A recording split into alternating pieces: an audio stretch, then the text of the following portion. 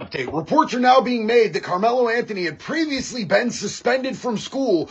Since y'all want to talk about updates, let's talk about this. Let's talk about the fact that the brothers lied about knowing who he was.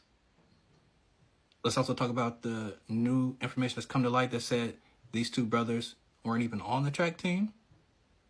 So why were they at the track meet? You don't hear the call itself, but you feel the aftermath like a punch to the chest. Courtroom audio is silent, yet every face inside tells a story of disbelief, of betrayal, of something irreversible. Moments ago, prosecutors played what they described as the final phone call between Karmelo Anthony and his parents, recorded just hours before the alleged murder. You sit in that room, watching Karmelo drop his head, not in shame, in shock. The audio, though not publicly released, has been described as eerily calm. According to legal filings, Karmelo's mother reassures him, "Everything will be taken care of, baby. Just trust us." Prosecutors allege this wasn't just a comforting mother, it was a code, a warning, or worse, a promise. The state claims the timing of this call is damning. It happened 37 minutes before Austin Metcalf's last known location pinged. They say the parents were already in motion, already making the decision that would lead to a fatal confrontation. You're sitting in the courtroom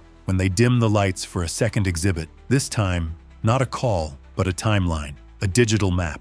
The state lays out minute-by-minute movements pulled from cell tower pings, bank logs, and surveillance feeds. It's methodical, almost cold, and that's exactly the point. At 6:42 p.m., Karmelo's mother leaves the house. She texts no one, calls no one. But a license plate scanner picks up her car on a back road near the Metcalf residence just 11 minutes later. At 7:03, Karmelo's father withdraws $500 in cash from a bank ATM. Despite reportedly never using cash in years, he makes no purchases, no notes of explanation, just a silent transaction in a nearly empty parking lot. Then at 7:26, that final phone call happens. The one prosecutors say was more than just a good luck call. It was, in their words, a pivot point. After that, everything moves faster. Surveillance captures both parents' cars on the same highway exit ramp. A traffic cam spots one of them circling the block near Metcalf Street. The timeline ends at 8:02 p.m., the time neighbors reported a sharp scream followed by silence. Prosecutors rest their case with that line, and the camera pans to Karmelo. He's not crying,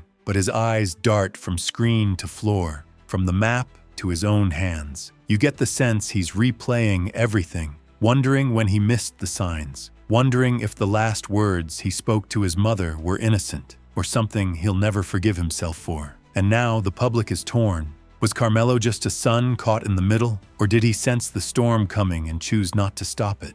Would you have put the pieces together in time? You don't hear the words first, you feel the silence that comes after. The courtroom is packed, but it might as well be empty when the audio begins to play. It's the final phone call between Karmelo and his mother, recorded just hours before the crime. At first, it sounds normal. She asks if he's eaten. He jokes about not needing to. There's laughter, thin, nervous, but then her tone drops, like she's weighing something. You hear her say, "No matter what happens, I need you to remember who you are. We do things for the people we love." There's a pause, just 5 seconds long, but it stretches across the courtroom like a crack in glass. Karmelo replies with something quiet, hard to hear, then louder. "You're not doing something crazy, right?" And her response, "Sometimes doing nothing is worse." Gasps echo through the courtroom. One juror instinctively covers their mouth. Someone in the back whispers, "Oh my God." And Karmelo? He's gripping the edge of the table so tight his knuckles pale. His lips move, but there's no sound.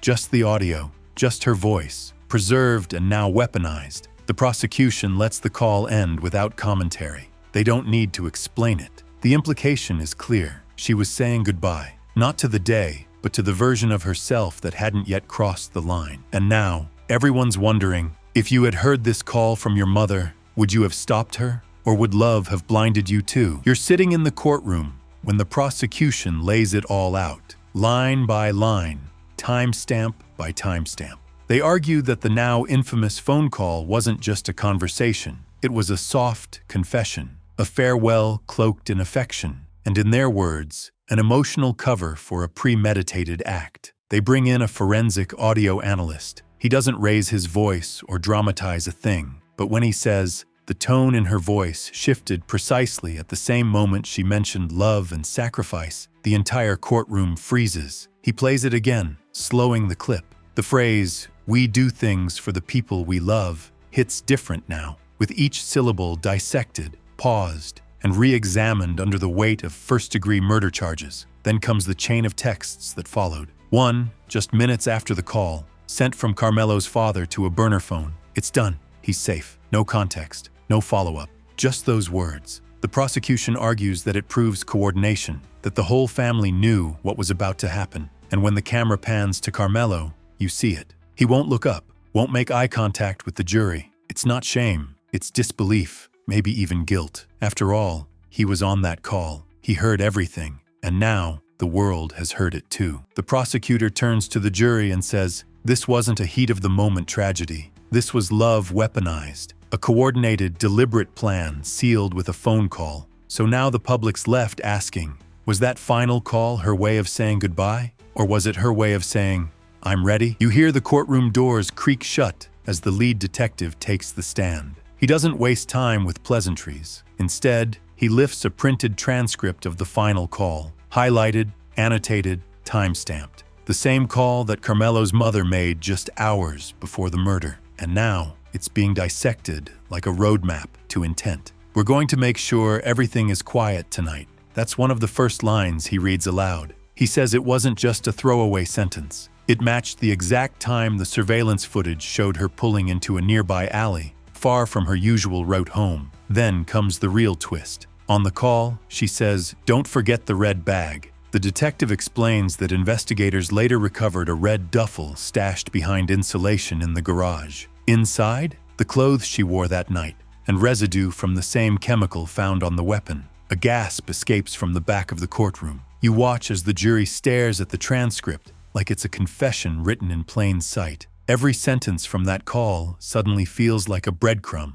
A quiet tonight becomes a code. A red bag turns into a smoking gun. And when Karmelo's mom ends the call with, "We love you no matter what happens," it no longer sounds like comfort. It sounds like a warning. Reporters begin scribbling frantically. Social media explodes with speculation. Was this entire tragedy orchestrated in whispers over a cell phone? And now the public's divided. Was it just an emotional farewell? Or did every soft word carry a deadly double meaning? You sit in silence as the audio from the call continues, this time from Karmelo's side. His voice cracks mid-sentence. He tells his parents he's tired of the drama, tired of the stress, and that he just wants things to go back to normal. There's a pause. Then he whispers, "You're scaring me." That line hangs in the air like fog. Prosecutors replay it twice for emphasis. It wasn't just a son reacting to emotional parents. It was someone realizing, in real time, that something terrible might already be set in motion. In the courtroom, Karmelo can't look at the screen. He stares at the floor. His lawyer rests a hand on his shoulder, but Karmelo gently shrugs it off. You can tell, he doesn't want comfort. He wants answers. Answers he might have already buried deep inside, hoping he was wrong. One line from the call suddenly cuts louder than the rest. Don't pick up your phone after 10, no matter who it is. It wasn't phrased as advice. It was a directive. That, prosecutors say, shows premeditation. It suggests they didn't want him caught in the crossfire, at least not literally. But it also meant he couldn't stop it either. Then the defense pipes up. They say Karmelo was manipulated by the media. They claim this audio was taken out of context, that it was just a family trying to hold on under pressure. But for the jury, it's no longer about media narratives. It's about tone, fear, distance, and silence between the lines. Now everyone's asking, did Karmelo unknowingly listen to his parents plan a murder and say nothing? Or was he just a scared kid caught in the wrong storm? The courtroom falls into an eerie stillness as the final moments of the leaked call are played. Karmelo's voice fades out. His parents go quiet. Nothing but ambient static remains, like the universe itself went mute before chaos struck. On the prosecution's side, a forensic analyst confirms the call ended just 19 minutes before the attack occurred. That timeline alone sends a wave through the room. Jurors shift in their seats. One woman clasps her hands tightly in her lap. Another jots something down, her pen moving fast. The defense rises, trying to regain control of the room. They argue the call proves nothing concrete. This was a family torn apart by pressure, Not criminals orchestrating a killing, the lead attorney says, but even he sounds like he's trying to convince himself. Meanwhile, Karmelo remains motionless. You see him blink slower now. His chest barely rises. It's not just the weight of the moment. It's the weight of possibly realizing that deep down, he always knew what the tone in their voices meant, knew what wasn't being said, and maybe even knew this day would come. Outside, news outlets break the story live. Reporters shout into microphones about the call, the timing, the eerie instructions. Protesters light candles near the courthouse steps. A sign reads, "Truth always rises." And now the public is left with one final question. If your loved ones told you something that sounded like a warning, would you ignore it or would you speak up, even if it meant exposing them?